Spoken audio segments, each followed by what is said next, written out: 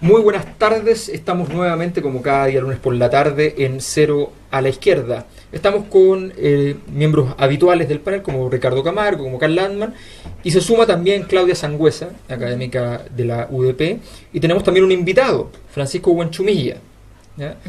Como todos saben, Francisco Huanchumilla es militante de un partido que no pertenece más o menos a esta esfera, pero nos interesó mucho porque hoy día hay una interpelación multitemática.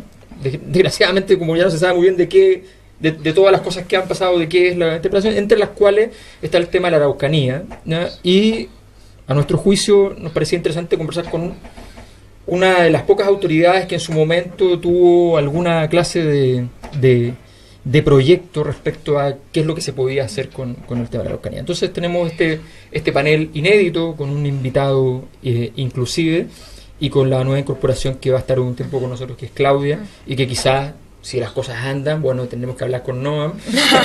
Hacemos una votación virtual y veremos quién queda. O sea, no, estas cosas son así. Bueno, la silla es vacía, la política no soporta el vacío.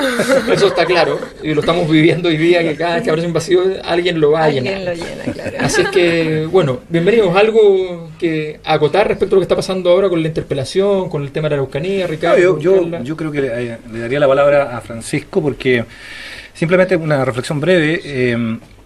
Es interesante este nuevo informe que presentan hoy día, esta nueva comisión presidida por el obispo de Temuco, porque si uno hace una revisión breve de la historia reciente, uno se encuentra con varios informes, Francisco, ¿no? Quizás el más importante, el informe que se entregó en el 2003, pero se publicó recién en el 2008, que es este informe de verdad histórica y nuevo trato, ¿no? Sí.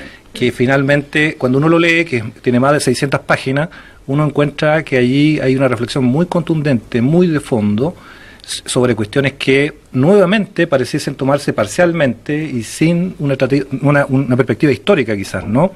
Porque vemos, por ejemplo, hoy día que hay aparentemente, no conocemos el informe, pero hay una intención de poner una cuota, ¿no? Una cuota indígena, pero no hay ninguna mención respecto a un reconocimiento explícito, ni menos al tema de la plurinacionalidad que contenía, por lo demás, el informe que usted entregó, Francisco, cuando se lo entregó ese día y que usted mismo dijo, ni siquiera fue leído, ¿no? Por el ministro en ese entonces, Jorge Burgo. Entonces, me gustaría, no sé si podemos conversar en términos un poco de una perspectiva histórica. ¿Qué es lo que hay aquí que el Estado chileno no logra finalmente construir en términos de reflexión, de decisión, de voluntad, en torno a las cuestiones más de fondo, ¿no? Respecto al conflicto de la Araucanía, ¿no? Mira, yo tendría dos miradas respecto de esto, sobre todo del último informe de la comisión de hoy día. Una mirada de respeto hacia las personas que integraron esa comisión, porque bueno, yo los conozco a todos partiendo por el obispo y por el pastor. Entonces son todas personas de buena voluntad, buenos ciudadanos, que estuvieron disponibles para meterse en un tema tan complicado. Entonces mis respetos para ellos. Yo no puedo hablar en contra de personas de buena voluntad que se prestan, digamos, para ir a estudiar un tema tan complejo. Pero la mirada desde el punto de vista político, bueno, yo siempre fui contrario a esta comisión, porque yo he visto muchas comisiones a lo largo de mi vida, desde el año 90, en que primero partimos con la ley indígena, y muchas de estas comisiones, todos los informes han terminado en algún escritorio, en alguna parte, y nunca se han implementado las medidas. Entonces soy muy escéptico respecto de eso. Y por otro lado, las medidas que puede tener este informe de la comisión implican una decisión política que trasciende a la región. Por ejemplo, entrar a la naturaleza del Estado chileno que tenemos, obsoleto, viejo, del siglo XIX, y reformarlo y transformarlo en un Estado plurinacional y sacarle el monocolor que tiene de los tiempos de Portales. Bueno, esa es una decisión que no va a tomar la región, ni el señor obispo, ni el señor pastor de la Araucanía. Esa es una decisión que tienen que tomar las clases dirigentes chilenas al más alto nivel y convencerse, mirarse al espejo y entender, digamos, que el origen y la conformación del Estado chileno es de muchos colores. Y esa decisión política yo soy muy escéptico porque conozco este mundo, lo conozco completo, digamos, desde los años 90, porque yo hice el circuito completo del Estado. Y en consecuencia tengo una profunda no diré desconfianza, un escepticismo, diría yo, muchas dudas de que nosotros pudiéramos tener una voluntad del Estado chileno de avanzar hacia una solución más moderna en relación con sus pueblos originarios. Francisco, bueno, primero, gracias por acompañarnos en estas reflexiones. Y a propósito de lo que tú decías, y en este escenario actual, en donde se está debatiendo ya una mirada programática para el próximo periodo presidencial, ¿cómo conjugas ese escepticismo que mencionas con la proyección de la nueva mayoría, considerando además como todo lo que tú mismo tuviste que vivir a propósito de estos cierres que se vieron de puertas, de una posibilidad de abordar de manera profunda y contundente este conflicto que lleva el Estado chileno por tantas décadas y en nuestro país? Entonces, ¿cómo miras eso, ese escepticismo con ese proyecto de la nueva mayoría en un tema que yo creo que es fundamental de abordarlo con urgencia, una manera profunda y no como hasta ahora se ha ido desarrollando? Entonces, ¿cómo ves tú ese escenario? Bueno, la vida es lucha, dice alguien por ahí, digamos, ¿no? Y yo creo que algo hemos avanzado, porque el tema de la Araucanía y de los pueblos originarios está instalado en la agenda nacional y está instalado acá en Santiago, que es lo importante en todas partes.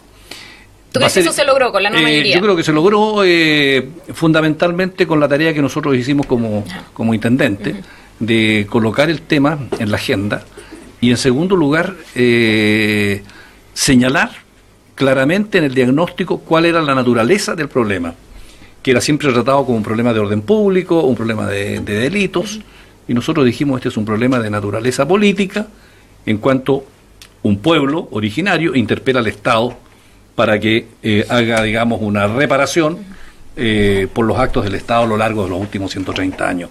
Entonces, el problema político ya todo el mundo lo acepta, inclusive los candidatos presidenciales, y yo creo que no hay candidatura presidencial que no tenga un capítulo dedicado al tema en este minuto, y así va a ser. Ahora, desde el punto de vista de un diseño estratégico por parte de los pueblos indígenas, es lograr que en la discusión política que se va a producir justamente ahora, en el año 2017, el tema esté colocado como un punto importante. Y tal es así que yo creo que eso está colocado, ese tema. Ahora, ¿cuándo se va a concretar? Yo creo que este es un largo camino, un largo proceso, como son todos los procesos sociales por lo demás. ¿Claudia? Sí, yo cuando empezamos, o sea, cuando me dijeron que teníamos que hablar de ese tema, en realidad recordé un informe que elaboró la Fundación Oxfam hace un tiempo, en noviembre del año pasado, de hecho, que era sobre la desigualdad en la distribución de la tierra en América Latina en general, y cómo eso se expresaba finalmente en una distribución del poder político, una mala distribución del poder político, lo que hacía que finalmente la clase política está cooptada por ese poder y nada cambia. Y junto con una idea de que hace más de 100 años que tenemos un problema ahí, igual me llama la atención que, habiendo pasado Chile por una historia de grandes reformas, una reforma agraria, todavía tengamos un problema de esa índole. Yo creo que el problema indígena de la Araucanía está directamente relacionado con el problema de la tierra, ¿no? Con el problema del territorio, con cómo accedemos a ese territorio. Y por lo tanto es un problema de desigualdad en el acceso al poder, en el acceso al poder político. Y a mí se me hace como muchos problemas que tiene la nueva mayoría. El problema es que están demasiado vinculados a sus preferencias sociales con las preferencias del poder económico, y que finalmente no hay voluntad de avanzar porque no hay convicción política de avanzar. Y esa es yo creo que esto refleja, es muy parecido a los temas de pensiones, a los temas de educación. Hay un tema con la representatividad de nuestra democracia, y finalmente cómo esta distribución de la tierra, que es distribución de poder en cualquier medida, está afectando finalmente las convicciones políticas de la clase política. Y yo veo difícil avanzar desde ahí, desde una democracia que no representa bien las preferencias sociales. Por eso los temas de cuota me parecen fundamentales en este caso. Al mismo tiempo encuentro increíble que todavía estemos no avanzando más. Yo esperaría más después de 100 años, después de todo lo que estamos viviendo, esperaría mucho más, habría esperado más de estos años. Y Francisco, ¿tú esperabas más cuando te pusiste a trabajar como intendente? O sea, ¿esperabas un apoyo mucho más restricto? No, fíjate, no esperaba un apoyo. ¿No esperabas? No. Lo que pasa es que si tú tienes una mirada más amplia respecto de los temas, yo creo que Chile tenemos nosotros aquí un problema cultural, digamos, de cómo tú vas tomando conciencia de muchos temas. Porque si yo me traslado a otros problemas, yo lo viví como diputado, que hay cosas que se han demorado 100 años. Estuvimos discutiendo, por ejemplo, la ley de divorcio 100 años para que saliera. Estuvimos discutiendo 100 años la condición de los hijos. Hasta hace 15 años atrás eran los hijos los guachos, claro, los hijos legítimos, los hijos naturales. Bueno, ¿cuánto costó hacer eso? ¿Cuánto costó tener una ley del medio ambiente que salió en el año 93? Entonces son procesos larguísimos. Te fijas tú que tú tienes que ir convenciendo desde el punto de vista racional, emocional, un problema cultural, de avanzar en la diversidad. El tema de género, el tema de la diversidad sexual, el tema de la unión civil, del matrimonio igualitario. Esos son todos temas culturales. Entonces, ¿cómo tú cambias la sociedad? Esta sociedad que es una sociedad clasista, racista, desde sus nacimientos. Es cosa de ver la literatura del siglo XIX, e incluso historiadores de ahora, ¿eh? La manera en que trataron los distintos gobiernos el tema. Entonces, claro, creamos una sociedad clasista y una sociedad racista. Entonces, por supuesto que todos se miran menos, lo que sea, pueblos originarios, a los mapuches, bueno, ahora a los inmigrantes. Entonces, como país tenemos un cuento ahí complicado, ¿te fijas tú? Francisco, como a propósito de los últimos acontecimientos en torno a la Machi Francisca, Gabriel Boric, diputado por Magallanes, sacó una carta y decía, bueno, sí, aquí hay problemas legales, culturales, pero por sobre todo hay un problema económico. O sea, aquí el asunto es Luxic, es mate, y son las forestales. Entonces, mi pregunta a propósito de esto que tú planteas de lo cultural, ¿cuál es dentro de eso cultural el problema también del poder económico? Y si cuando tú estuviste en este periodo como intendente, pudiste también ver presiones o enfrentarte a las tensiones en ese plano. Hay varias organizaciones y liderazgos mapuches que adjudican mucho que el conflicto central es con las forestales más que con el Estado chileno. Entonces, ¿cómo ves tú ese rol de lo económico y de la organización, en este caso particular, de la industria forestal? Bueno, yo creo que efectivamente ser pobre es un problema en todas partes del mundo frente a los poderosos. Entonces, claro, ser pobre e ir a la justicia, pedir presunción de inocencia, pedir igualdad ante la ley, tener abogados que te defiendan, etcétera, es un problema. Es un problema para cualquiera. Con mayor razón si esta persona es mapuche. ¿Te fijas tú? Por el racismo que existe. Entonces eso existe en nuestro país, creo que también existe en todas partes del mundo, estamos viendo todo lo que pasa en Estados Unidos con Trump y otros personajes. Entonces, claro, es un fenómeno que a nosotros también nos llega. Ahora, yo en el estudio y en la propuesta que yo hice en el documento de agosto del 2015, yo señalo que el 99% del conflicto, yo lo llamo conflicto, porque efectivamente hay una contraposición de intereses ahí. Yo digo que el 95% del conflicto mapuche radica fundamentalmente en las forestales. Sí. Y que si nosotros pudiéramos resolver ese tema, probablemente se pudiera resolver la situación de violencia política que nosotros tenemos ahí. Porque las forestales cambiaron la estructura rural de la Araucanía y de las regiones aledañas. Hubo un cambio completo con el decreto 701 de Pinochet, que subsidió a las empresas, con la contrarreforma agraria que se hizo después. Te fijas tú, de un montón de predios, que también vendió la CONAF, etcétera. O sea, cambió la estructura. Y eso generó una cuestión diferente. Más allá del agricultor que tiene 200 hectáreas o 500 hectáreas, qué sé yo, que se ha comprado muchísimas hectáreas por lo más, que es un problema de más fácil solución, si es que las partes se sentaran a la mesa. Ahora, quiero decir una cosa que no es políticamente correcta, a lo mejor en esta mesa. Pero yo tenía diálogo con las forestales y con los grandes ejecutivos de las empresas. Ellos nunca se restaron a que si el intendente quería conversar y dialogar y tener un encuentro respecto a los temas, ellos concurrían y tenían la disposición y la preparación profesional para entender, digamos, la gravedad del tema que tenemos. Yo creo que estos grandes grupos económicos, yo creo que lo que esperan, probablemente, es que aquí haya un gobierno con voluntad política donde conversen los grandes y que ellos quieran sentarse con realmente, como diciendo, nosotros tenemos el poder, nosotros hablamos con los que tienen el poder, pues. No vamos a llegar a un entendimiento, digamos, con algún alcalde o algún, ¿no es cierto?, gobernador o intendente por aquí que tiene un poder relativo. Entonces ellos entienden que están por sobre los poderes regionales y por sobre los poderes sociales que pudiera existir. Ahora, yo creo, francamente, que si hubiera un gobierno fuerte, con voluntad política, de sentarse a la mesa y decir, mire, señores, para acá, conversemos de qué manera podemos arreglar este tema.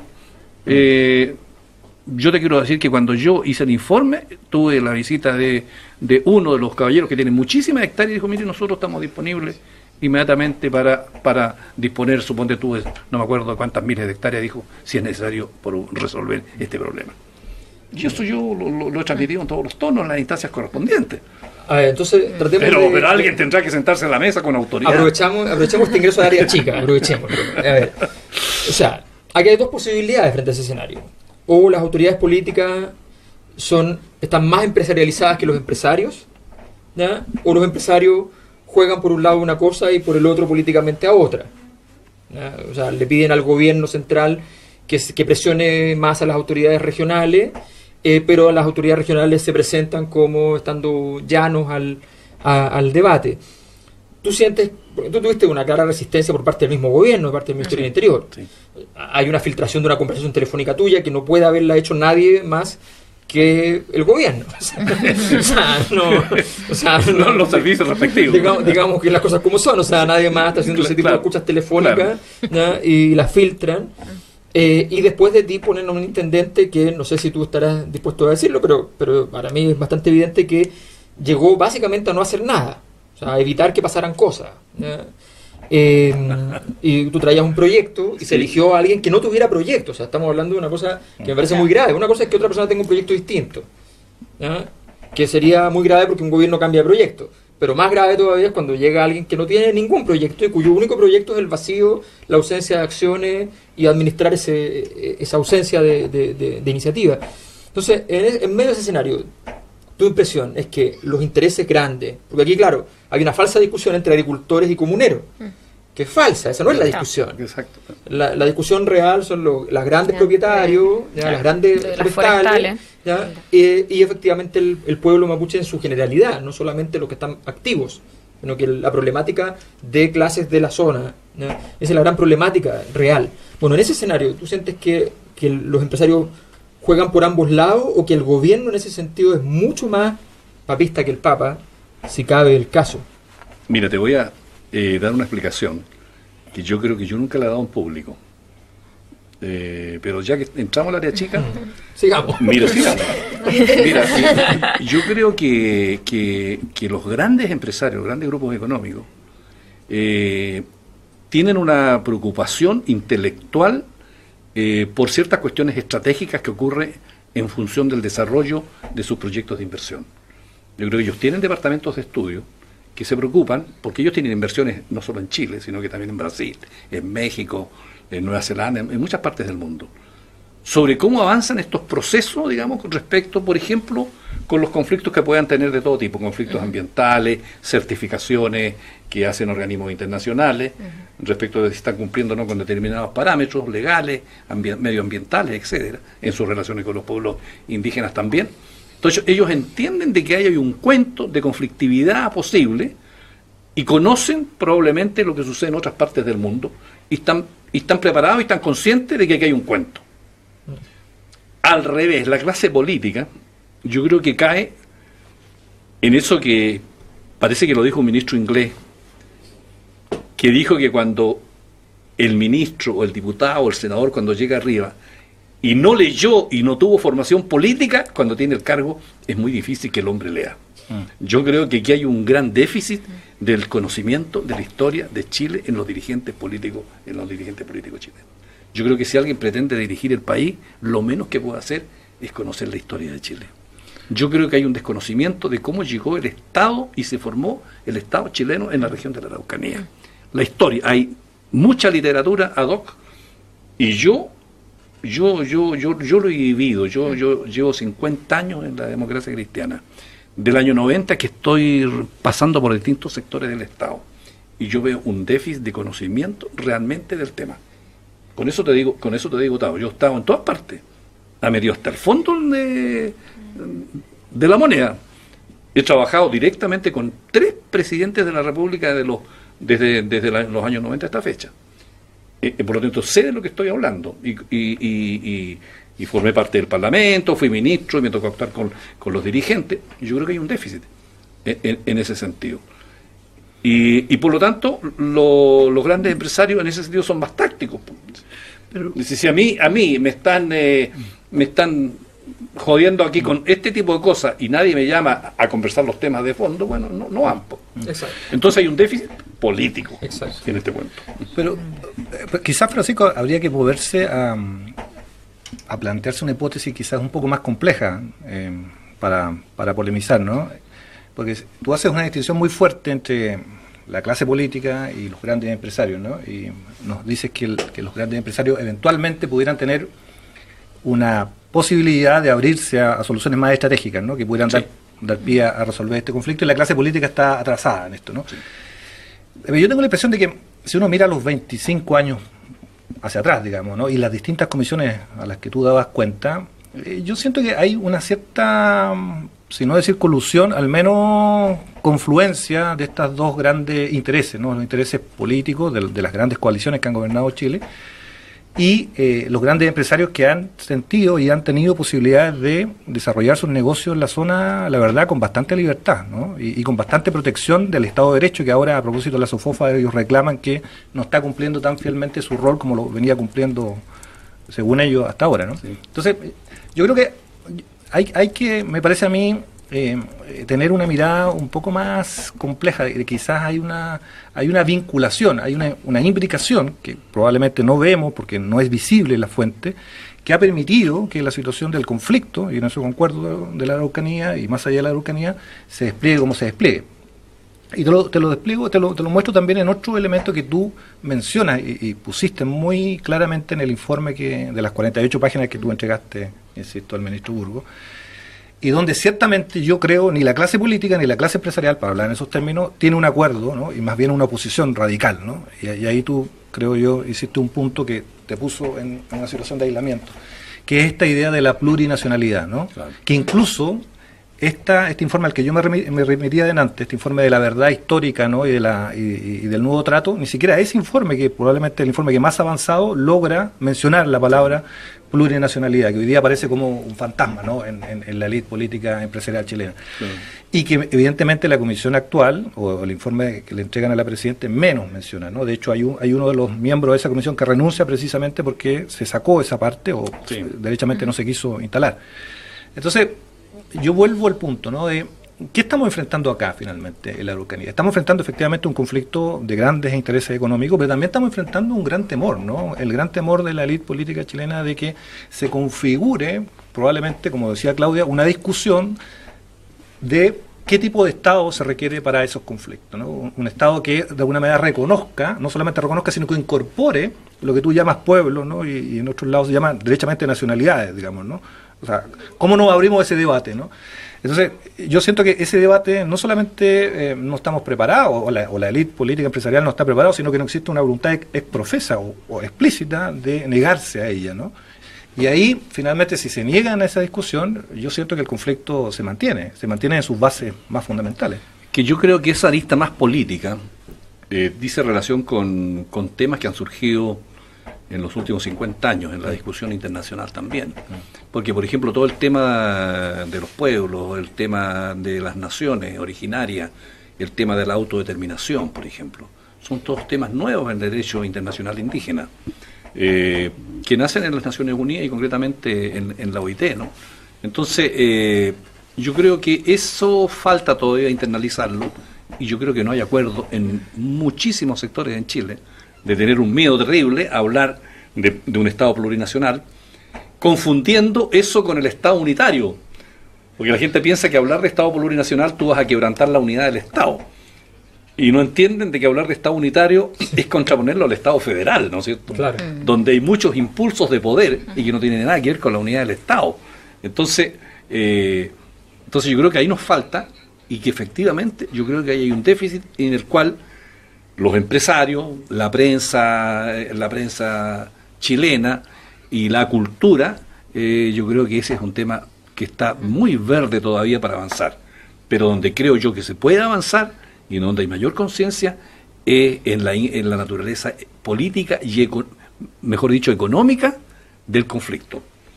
Cuando eso se traduce en hectáreas más, hectáreas menos, bosques más, bosques menos, buscar una fórmula como la que yo propongo de separar el vuelo del bosque de la tierra, esas son cosas que los grandes empresarios están disponibles para estudiar, porque en otras partes del mundo es así.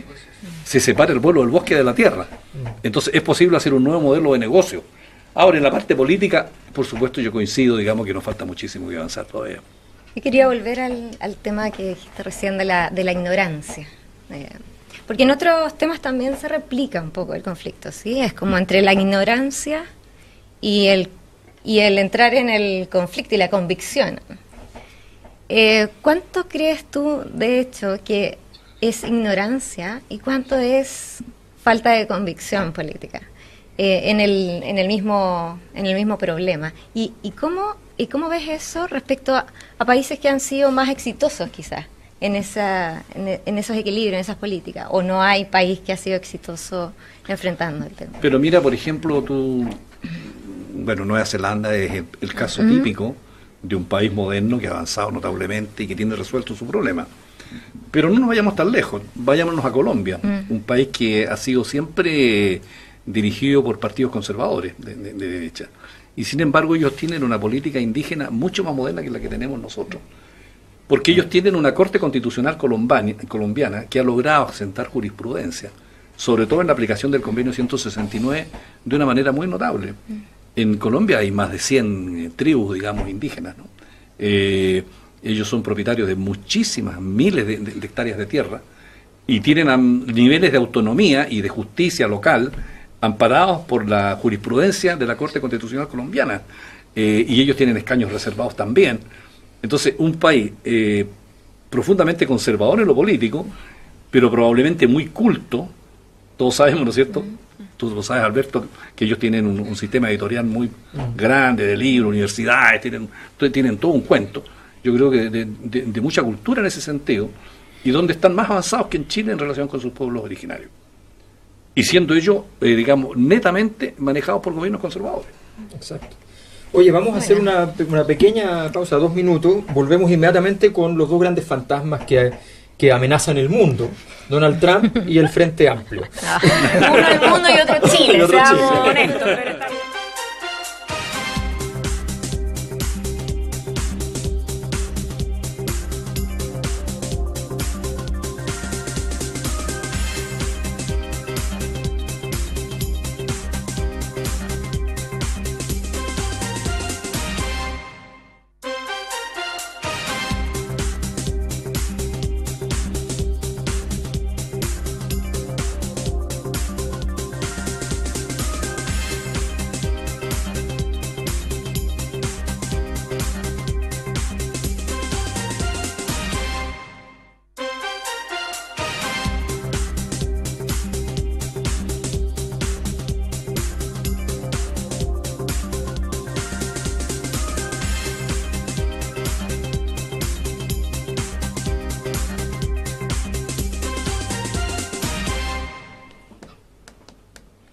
Bueno, este fin de semana, el día sábado, pasaron dos importantes cosas, eventos, diría yo. A nivel nacional empieza como la conformación de este llamado Frente Amplio, que es un espacio, una organización política que pretende diversificar también las ofertas, diría yo, políticas al respecto, conformar un frente político y social que llene también un vacío que ha causado la clase política actual, en el sentido de que está, como recién discutíamos, tan vinculada a la clase política, a la clase económica, que simplemente no representan las preferencias sociales o las preferencias ciudadanas. Entonces, me parece que era un momento esperanzador, un momento de juntar a varios movimientos bastante distintos, pero que tienen una convicción común, y además empezar esto con una construcción programática. Que no es lo mismo que juntarse en torno a un candidato o una candidata, ¿cierto? Se construye a partir de las bases sociales, en una construcción programática que viene desde las bases sociales, que la idea es que vaya desde todos hacia algo en común, que además sea identificado como en necesidades, tanto económicas como jurídicas, ¿cierto?, respecto a los cambios que se pretenden hacer. Entonces, eso pasaba el día sábado, y al mismo tiempo, en Estados Unidos y en el hemisferio norte en general, había marchas. Miles de mujeres en Estados Unidos dicen que es la marcha masiva más grande de la historia, para protestar contra Trump. Igual me llamaba la atención que la protesta venga desde el tema de género. No viene desde el tema económico, sino que viene desde un tema cultural que tiene que ver con, bueno, como este personaje también en su tono muy discriminador y mirador no solo de los inmigrantes, sino que de las mujeres en general. Y entonces son las mujeres las que se organizan y ponen justamente la crítica correcta, que es como la crítica no es más general. La crítica que viene desde el tema de género tiene que ver también con una crítica que es en el sistema económico, tanto en el sistema económico, que invisibiliza completamente el aporte que hace la mujer en todo el sistema de vida, tanto en los cuidados, ¿cierto? Bueno, ya lo sabemos, como este tema más cultural de representación, donde no estamos presentes en la política. Así que eso es lo que a mí me llamó la atención el fin de semana. Sí, fueron dos grandes debates. Bueno, Carla, tú estuviste muy presente. No en la marcha de Trump, estuve en lo del Frente Amplio. Sí. Cuéntanos un poco lo que pasó también, porque se comunicó algo en prensa, pero la verdad es que fue somero. Sí, bien escueto, sí, es cierto. Sí, a ver, primero que era un esfuerzo bien importante en una primera etapa, no el lanzamiento, y siempre cuesta una reflexión inicial que hacíamos. Ha costado la construcción del Frente Amplio y cómo ésta se difunde en los medios, siendo una propuesta distinta desde los elementos de cómo se construye. Entonces, para poner el ejemplo, decíamos, lo del sábado no era el lanzamiento, era una jornada de trabajo para resolver puntos mínimos de acuerdos en torno a los cuales estas fuerzas que ahí se reunían llamaban a construir el Frente Amplio. Entonces, en esta lógica que el Frente Amplio no es un pacto entre 10, 11, 15 organizaciones, sino que es un llamado a la ciudadanía a constituir unidades territoriales en las distintas comunas del país para enfrentar los debates programáticos y electorales en este año. Eso obviamente es difícil, y que es lo que todos presumen, que bueno, el día sábado se lanzó el Frente Amplio, y bueno, hay que hacerse cargo también de eso. En definitiva, ahí se logran acuerdos sustantivos, hay mucho que discutir todavía, pero yo creo que lo central es que por una parte se resuelven algunos elementos de construcción orgánica que son importantes, y está como énfasis en las unidades territoriales o bases territoriales del Frente Amplio, en donde yo creo que hay una convicción bien transversal y compartida, que si no se logra en estos meses construir el Frente Amplio más allá de estas organizaciones, eso no va a resultar. O sea, y lo hemos conversado aquí en otros momentos, lo hablamos cuando analizábamos el caso de Valparaíso.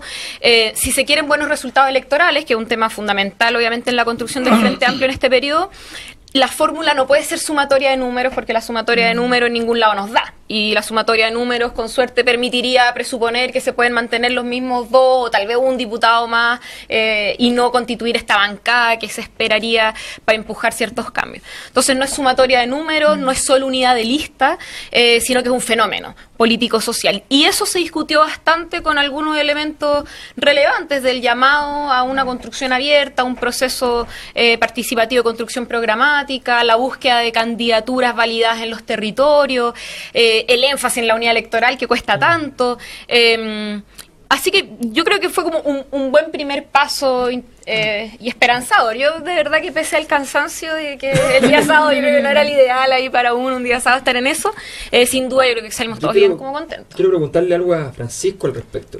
¿Cómo se ve de fuera? Claro, ¿Cómo lo de la Nueva América? Sí, parecido a eso. Lo que pasa es que, a ver, aquí se lo pregunto a Francisco sobre todo porque una de las razones por las cuales también pensamos en invitarlo es que sabemos que es alguien con mucha honestidad intelectual, o sea, no porque alguien le vaya a decir, mira, no me gustó lo que dijiste, va a dejar de decirlo. Entonces, aquí hay un fenómeno histórico que se marca 2011-2012 como gran símbolo, pero que no es solo 2011-2012, que es un fenómeno de crisis institucional, de malestar social, de movilización social, donde quieran poner el foco, pero hay un fenómeno que todos reconocen como un antes y un después. Y luego de ese fenómeno pasa algo nada menor, que se cierra la Concertación, que es la coalición política, como ellos mismos dicen, más importante de la historia de Chile, y se abre una nueva coalición, por algo será, ¿no? Hay una respuesta política a este proceso. Y esa respuesta política fracasa, ¿ya? Eso ahí también hay un juicio que supongo que tú también podrás discutir. Y luego de eso, no hay una nueva respuesta dentro de las dos principales coaliciones. La derecha insiste que aquí no ha pasado nada, que este punto de bifurcación no existe. La nueva mayoría insiste que existe, pero algunos dicen más, menos, qué sé yo, y la nueva mayoría puede seguir siendo una respuesta, ¿ya? Y la única respuesta nueva que estaría apareciendo, que está en veremos si efectivamente logra tener una capacidad política para instalarse como respuesta política realmente, es el Frente Amplio. ¿Cómo ves tú la capacidad como país en este escenario de poder afrontar esta crisis? Tú hablabas mucho de la historia de Chile. La historia de Chile no acompaña mucho las salidas de crisis. En general, la historia de Chile nos demorábamos 30, 40 años en salir de una crisis. ¿Cómo lo ves tú en esta ocasión? Pero mira, yo creo que es verdad eso que cuesta mucho salir de las crisis, pero es verdad también que si uno examina, por ejemplo, el siglo XX, yo creo que las ideas te hacen una cierta diferencia. La movilización de las ideas, el cuento, el relato, lo que tú representas, porque yo me pregunto, bueno, pero ¿qué es el Frente Amplio? Como ciudadano común y corriente, ¿qué me dice a mí el Frente Amplio como común y corriente? ¿Cuál es su cuento, cuál es su relato, para que yo entienda? Pero vuelvo un poco más atrás. Yo creo que nosotros vivimos una crisis, como se llama, de representatividad. Yo he vivido ambos mundos. Cuando yo era un jovencito, no existía la revolución de las telecomunicaciones y del transporte en el mundo. Apenas existía la televisión. Entonces la representación la tenían los senadores y diputados, que se iban en el tren al sur, en el caso mío hasta Temuco, el diputado una vez al mes, y se reunían las asambleas de los partidos. Entonces todos concurrían ahí, yo era chico, y el diputado informaba de lo que pasaba en la política nacional, porque él era el hombre informado que tenía acceso al Congreso, a la moneda, a la toma de decisiones, y el resto de la gente apenas escuchaba radio. Entonces era su representante. Bueno, después el mundo tuvo la revolución de las telecomunicaciones que tenemos hoy día. Entonces hoy día la gente no necesita al diputado para saber lo que está pasando en Santiago. Sigue en tiempo real el debate que hay con la interpelación al ministro. Si la presidenta Barica sabe todo el país lo que está pasando, sabe hasta el detalle, está informada. Es una ciudadanía que sabe lo que pasa en Chile y en el mundo y ve a los personajes en tiempo real. Entonces, por supuesto que la credibilidad en esos caballeros que venían de lejos antes, eso cayó por el suelo. Hoy día la gente en alguna medida es actor, porque puede también interactuar por las redes sociales y dar su opinión y decir que lo que son. Entonces el mundo cambió, y por eso que hay una crisis de representatividad, que yo creo que los sectores políticos siguen con una estructura vieja. Los partidos no han cambiado. Si tú ves, por ejemplo, las estructuras que tienen los viejos partidos, es la misma estructura. Léete los estatutos y entonces está la directiva comunal, la asamblea comunal, como que si el mundo no hubiera cambiado. Y el mundo cambió. Eso hoy día no te funciona con los jóvenes. Entonces los jóvenes dicen, bueno, métete estos jóvenes al partido. Y yo digo, ¿y a qué lo voy a meter? ¿Qué va a hacer ahí en el partido? ¿Va a haber una reunión al mes para que hable quién? ¿Me entiendes tú? Entonces el mundo cambió. Y por otro lado, sí, esto requiere mucha paciencia, porque la política es un arte difícil. Es muy difícil, de cómo tú logras conquistar y meter una idea y un cuento. Entonces, A Eduardo Frei Montalva partió el año 35, el año 38, ellos salen del tronco conservador. Frei tenía 29 años cuando escribió el libro La política y el espíritu, del año 1939, 40, por ahí. Y demoró 20 años recién, después de transitar la soledad, de tener un diputado, 2, 3 diputados, y de crear un relato de la revolución en libertad. O sea, decir, es posible hacer los cambios en un escenario en que el mundo estaba polarizado. Pero le llevó 20 años en sentarse como una idea, una idea que hoy día la tiene también la izquierda, porque la izquierda dice, bueno, los cambios hay que hacerlos en libertad, pues. Hoy día tú no puedes decir, mire, yo hago los cambios y el costo que pago es la libertad porque es la dictadura del proletariado. Eso también quedó obsoleto, quedó atrás. Entonces, yo digo, para el Frente Amplio, para los jóvenes que están ahí, que en la política hay que tener mucha paciencia. ¿Me entiendes tú? Entonces, no es de un día para otro el triunfo fácil, pero lo que a ti te hace penetrar al corazón de la sociedad es que yo te diga a ti, bueno, ¿cuál es tu cuento? ¿Cuál es tu idea que propones tú para conquistar no solo el corazón, sino que también la razón de la gente? A mí me parece que en Chile tenemos una motivación muy profunda de cómo cambiamos el modelo neoliberal que implantó la dictadura del tipo de capitalismo que existe en Chile. Cuestión, fíjate, que no logra entender mucha gente de la nueva mayoría, mucha gente en el país, no logran entender que aquí tenemos un sistema capitalista distinto al sistema capitalista que tiene, por ejemplo, Alemania, o que tienen los países nórdicos. Aquí tenemos el modelo más ortodoxo, más individualista. Y sin embargo, ese tema no hay consenso, digamos, al interior de los propios partidos de la nueva mayoría. Entonces, yo creo que ahí el Frente Amplio tiene un amplio camino de explicarle a la gente en qué consiste el cuento ese.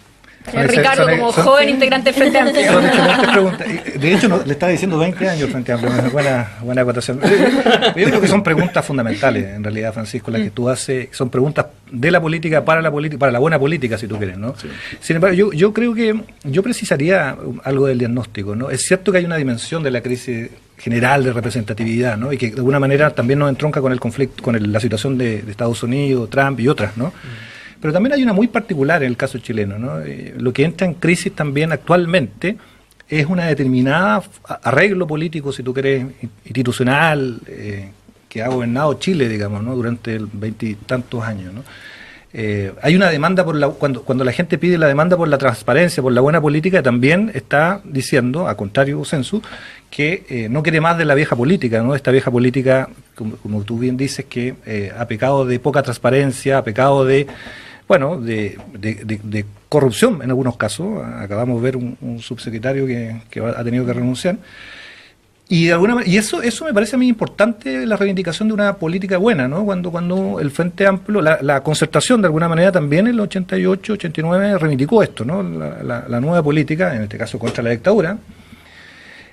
Ahí hay una hebra de importancia, me parece a mí, que reivindicar esa línea. Pero también hay una reivindicación, y en eso estoy contigo, y yo leí tu documento, que no leyó el ministro Burgo, que tiene 48 páginas, y tú dices una cosa bien radical ahí, que no creo que tus camaradas demócratas cristianos coincidan contigo. Yo sí coincido. Tú dices, en la Araucanía hay que construir un nuevo modelo de desarrollo productivo, incluso que vaya más allá del capitalismo, ¿no? Tú te atreves a decir eso. En la Araucanía, ¿no? Y estás pensando probablemente en la experiencia neozelandesa, ¿no? Con todo el tema de la geotérmica, ¿no? Que han desarrollado muy bien los maorí. Entonces, claro, hay una demanda societal, política profunda, ¿no? Que tiene que ver con la educación pública, que tiene que ver con las pensiones hoy día, que tiene que ver con construir un programa mínimo, si ustedes quieren, ¿no? Un programa mínimo de recuperación de lo público, como hemos dicho acá. Sí. Evidentemente no vamos a transformar el capitalismo de la noche a la mañana, pero yo creo que este país, que tiene un neoliberalismo muy avanzado, bueno, nos demanda que tengamos que construir al menos un programa mínimo que recupere pilares fundamentales para construir la comunidad política entre todos, digamos, ¿no? Es muy distinto tener una sociedad en donde esté garantizada la educación, la salud, la vejez, a tener una sociedad como la que tenemos donde no está garantizado eso, donde uno cae de la noche a la mañana en la pobreza. Eso es tremendamente, hace una diferencia muy radical, digamos, para incluso para los desafíos políticos que estamos viendo en la primera parte del bloque. Yo diría a grandes rasgos eso, dos demandas, digamos, la demanda por la nueva política y la demanda por estos programas mínimos para recuperar lo público, ¿no? Así es. Oye, estamos más o menos en los tiempos, Sí. vamos a tener que dejar el fantasma de Trump y el género, y no solo el género, porque ahí hay una cosa llamativa, es que esto estalló por el lado de las mujeres como Sí. movilización, pero por ejemplo Latinoamérica, que perfectamente, o sea, hasta la página en español se salió de la página del gobierno norteamericano, digamos, Latinoamérica no ha hecho ningún gesto de decir, oye, momento, nosotros queremos un mínimo de reivindicación, aunque sea simbólica, en medio de este escenario. Entonces, eso lo vamos a dejar para la próxima semana. Dejamos invitado además a Francisco cuando quiera venir acá. Sí, bienvenido. Muchas gracias. Hay Las puertas espacio. abiertas del programa, al menos. ¿Ya? Y en ese sentido... Puede sé ser que que- del frente, ¿no? ¿Qué otra cosa? no, solo digo que Enfatizando aquí que por lo empieza a menos aparecer programa. inmediatamente Esas como el nombre de otras Francisco puertas también sonó en están algún ahí. momento, recordemos, en el mundo del Frente Amplio como un posible candidato, entonces solamente lo dejo ahí como otro fantasma. Bien, muchísimas gracias Francisco por la asistencia, gracias Sí, Claudia por gracias. sumarte, Sí. y nos vemos la próxima semana. Nos vemos nuevamente el próximo lunes. Gracias. en Como Cero a la siempre. Izquierda. Muy bien. Gracias. Gracias, Francisco. Gracias a ustedes.